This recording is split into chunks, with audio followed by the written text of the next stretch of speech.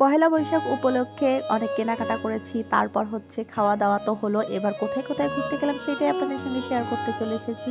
Hello everyone, আসসালামু আলাইকুম। সবাই কেমন আছেন? আশা করছি আল্লাহর অশেষ রহমতে আপনারা সবাই ভালো আছেন, আর আপনাদের দোয়াতে আমরা অনেক ভালো আছি। যে যেখান থেকে আমার ভিডিওটি দেখছেন, যদি ভিডিওটি ভালো লাগে তাহলে অবশ্যই আমার চ্যানেলটি সাবস্ক্রাইব করবেন। তো পহেলা বৈশাখ সকালে খাওয়া দাওয়া করেছি, কি কি খেয়েছি সবগুলো আপনাদের সঙ্গে আগের ভিডিওতে আমি দেখিয়েছি। তো হচ্ছে বিকালবেলায় এখন তো এই টাইমে কি কি পরবো সেগুলো আগে রেডি করে রেখে দিচ্ছিলাম, তারপরে রেডি হয়ে আপনাদের সঙ্গে সেই লুকটা শেয়ার করলাম। তো সিম্পল একটা লুকই ক্রিয়েট করেছিলাম। তারপরে সবাই আমরা লাল সাদার কম্বিনেশনে ছিলাম। ছোট্ট ছোট্ট আমার মাম্মামগুলো একই অবস্থা, সবাই আমরা লাল সাদায় আজকে সেজেছি, যেহেতু বর্ষবরণ তো সেইভাবেই সাজুগুজু করা।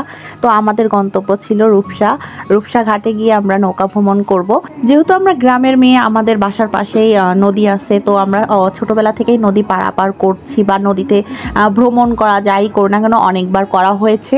তো সেইভাবে আমাদের নদী ভ্রমণের কখনো কোনো এমন ইচ্ছা হয় না যে চলো এই নদী ভ্রমণ করে আসি।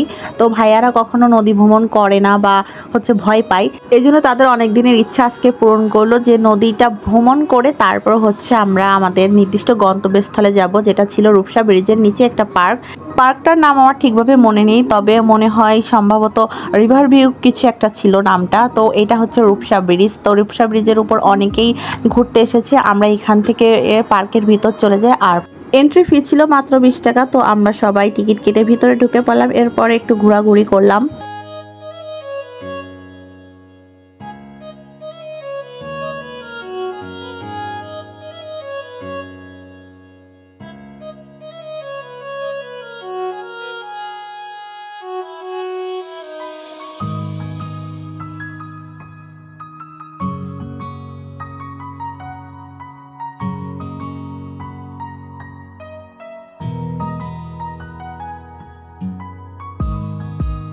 এখানে বিভিন্ন ধরনের রাইড ছিল, তো বাচ্চাদের নিয়ে এখানে ঘোরাঘুরির জন্য পারফেক্ট জায়গা, আর সুন্দর দোকানপাটও ছিল।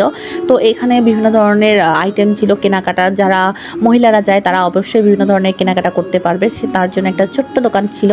যারা পিকচার তুলতে পছন্দ করে তাদের জন্য ছিল সুন্দর সুন্দর প্লেস পিকচার তোলার জন্য। আমি অনেক পিকচার তুলেছি, ঘোরাঘুরি করেছি। তারপরে দোলনা ছিল, আর যারা যারা বসতে ইচ্ছুক বা ফ্যামিলি নিয়ে অনেক সময় কাটাবে তাদের জন্য সুন্দর সুন্দর প্লেস ছিল, এরকম দেখাই যাচ্ছে। আর যারা আরও একটু নদীটা উপভোগ করতে চায় তাদের জন্য ছিল নদীর পাশেই ছোট ছোট করে কুড়ে ঘরের মতো, যার ভাড়া ছিল মাত্র 1 ঘন্টার জন্য 250 টাকা।